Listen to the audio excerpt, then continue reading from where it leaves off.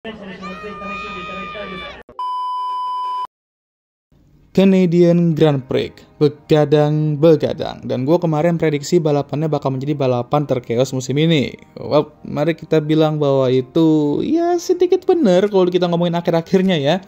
Ya, prediksi kelima gue mungkin bisa dibilang salah untuk kedua kalinya dan gue expect sini bakal terjadi ya. Anyway, untuk balapan ini gue akan beri rating 3,5 dari 5. Iya, mid lah ya, nggak seru-seru banget dan bukan balapan di mana gue seneng banget lah begadang untuk tonton. Tapi akhirnya cukup oke di akhir-akhir, cukup seru dengan top 3 benar-benar ketat dan terjadi sedikit deja vu. Sip, tanpa basa-basi, langsung aja gue bahas winners and losers Canadian Grand Prix 2025.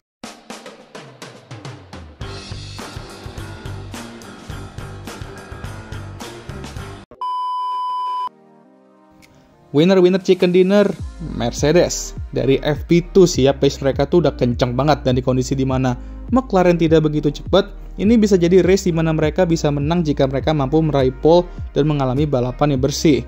Itu yang mereka lakukan dengan George, di mana dia benar-benar memberikan lap monster di qualifying kemarin dan memberikan dia pole untuk kedua kalinya secara berturut-turut di Kanada. Lalu di race sempat memanage bannya sedikit, tapi beresiko untuk bisa disalip Max, tapi tetap tenang, dia nggak gentar dan mampu terus menjauh dari Max setelah itu. Lalu ia mode cruise control aja dan berhasil meraih kemenangan pertamanya musim ini dan menjadi pemenang keempat berbeda juga.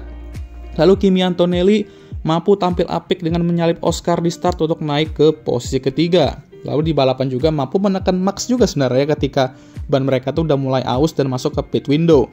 Pada akhirnya Kimi dengan pace-nya juga mampu menahan dua McLaren di akhir-akhir dan membawa Mercedes itu ke podium dan dia akhirnya meraih podium pertamanya di F1. Keren lah mental anak SMA ini ya kan, mampu menahan dua McLaren di akhir-akhir dengan pace yang lebih kencang. Setelah triple header yang buruk dari Mercedes ya, di mana mereka kehilangan posisi kedua di konstruktor itu ke Ferrari karena DNF sana sini, ini merupakan respon yang bagus dari mereka. Dan musim lalu Kanada juga merupakan track di mana mereka tuh menjadi titik balik Mercedes lah, sebelum akhirnya kena titik balik ke arah awal-awal setelah summer break. Buya kedua gue berikan ke Fernando Alonso.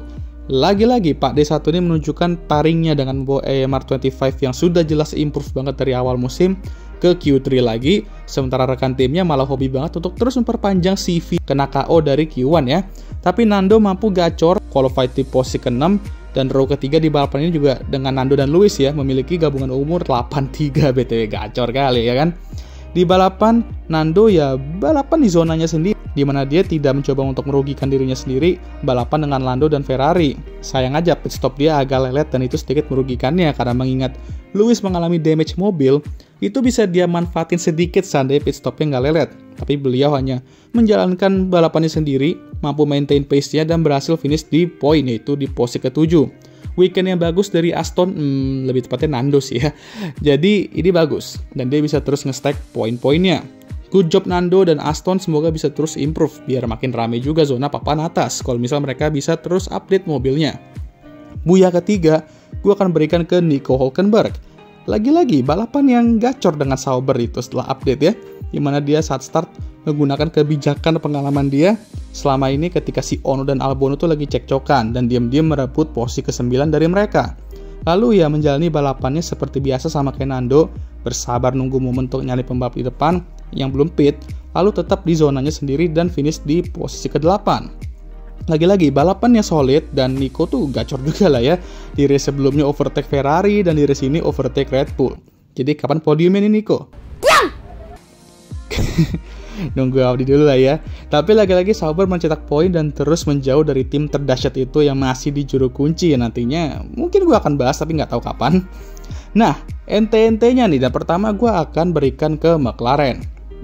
Oke, pertama ini bisa jadi weekend pertama di mana mereka tuh nggak begitu dominan dan pace mereka agak kurang.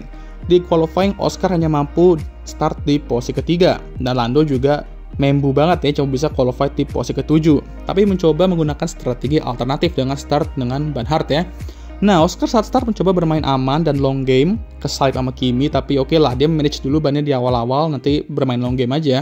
Dan di akhir dia cukup dekat dengan Kimi dan benar-benar menekan dia untuk posisi ketiga itu.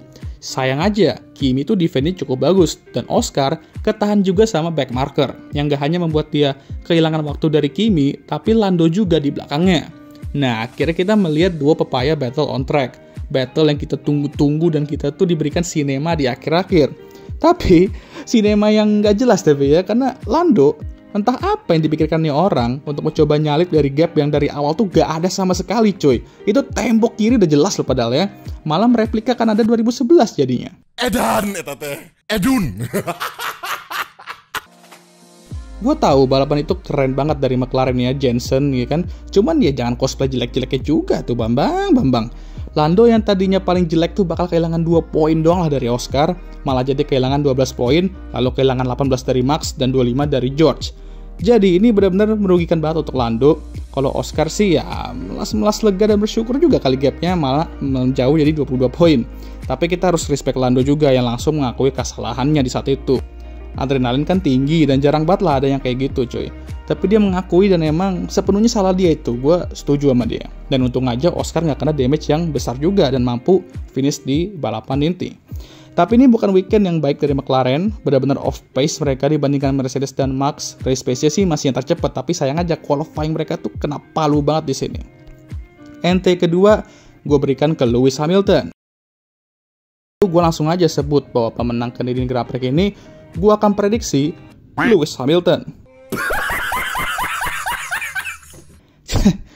Ya udahlah ya, soalnya gue cukup pede tuh dengan prediksi gue walaupun agak liar juga ya. Apalagi George dapat pole tuh gue bener dan Lewis start di posisi kelima juga. Tapi Lewis lagi-lagi mengalami damage floor di mobilnya dan ini benar-benar menghambatnya. Dia benar-benar balapan di zonanya sendiri dan ya, gue tahu, gue udah ngomong itu berkali-kali. Tapi ya emang nyatanya beberapa pembalap emang di zonanya sendiri hari ini. Nah, untungnya untuk Lewis tidak ada mobil Minecraft itu yang dekat dengannya dan bisa lanjut part 2 kalau misalkan mereka deketan kayak di Spanyol kemarin ya. Dan sempat PTSD juga tuh ada safety car di akhir-akhir tapi untung aja udah di akhir-akhir banget jadi udah nggak ada racing lap lagi, nggak ada tuh salip menyalip lagi di akhir-akhir ya kan kayak di balapan sebelumnya. Kalau ada gue yakin lanjut part 2 itu pasti. Lagi-lagi weekend yang patut dilupakan untuk Lewis dan Ferrari juga sebenarnya tapi ya wis lah ya. Charles pun juga strateginya cukup aneh dan sebenarnya banyak juga pembalap yang opini strateginya tuh nggak didengar sama timnya di balapan ini. Jadi ya untuk ngedefend Ferrari ya mereka nggak sendiri. Udah sempat ambil posisi kedua dari Mercedes di balapan sebelumnya, hanya butuh satu balapan gacor dari Mercedes untuk kembali naik ke posisi kedua dan menggusur Ferrari. Weekend ini juga benar-benar hektik banget lah untuk Ferrari di off track dengan rumor-rumor yang beredar soal masa depan Charles dan Fred Vasseur. Tapi untuk membahagiakan tifosi, Ferrari hat-trick di Le Mans minggu ini dan McLaren nggak di Le Mans, nggak di Kanada, minggu ini amsyong semua. NT ketiga akan gue berikan ke Alex Albon. Dia kena salip sama si Ono dan terlalu maksa saat lap 1 untuk rebut balik posisinya. Malah melebar dan merugikan dirinya sendiri dan main jet tempur ya. Dan dia juga kehilangan 3 posisi saat start. Gak hanya itu, dia juga lagi-lagi harus bertempur dengan masalah PU. Dan gak hanya itu aja, dia merupakan salah satu pembalap yang gue bilang tadi, opini strategi itu gak didengar sama tim. Dan Williams malah mencoba untuk memaksanya melakukan one stop. Dan jujur aja start pakai medium, lalu battle habis-habisan sama pembalap di sekitarnya untuk melakukan one stop itu udah kayak berharap Ferrari buka puasa gelar, cuy, susah. Dan terbukti dia kena salip sana sini, lalu akhirnya mengganti bannya ke hard. Tapi ya udah hancur aja balapan di situ, di terakhir, posisi terakhir ya kan. Dan masalah PU itu merupakan cherry busuk di atas kue dan dia untuk kedua kalinya secara berturut-turut musim ini harus DNF. Lagi-lagi masalah PU oleh tim bermesin Mercedes. Aston udah kena, Williams sudah kena, Mercedes juga udah kena. Nah, tinggal yang pepaya aja nih bakal kena atau enggak ya kan. Tapi ya Mercedes tuh perlu menginvestigasi ini karena ini tidak terlihat bagus dari sisi reliability. Walaupun mesin mereka emang sekarang yang paling bagus ya kalau menurut gue ya. Tapi kalau reliability jelek ya buat apa? Carlos juga nggak bisa berbuat banyak. Sayang aja kena tahan saat qualifying kemarin. Karena kalau enggak ya gue yakin dia bisa cover Albon yang lagi bad day. Tapi Carlos ya main juga sih bisa dapat bawa 1 poin. Tapi jujur aja, harusnya bisa lebih sih melihat pace Williams di free practice kemarin. Balapan yang meh di awal sama akhir, penuh dengan manajemen ban, tapi di akhir-akhir langsung menyala ketika dua pepaya memberikan flashback 2011 ya.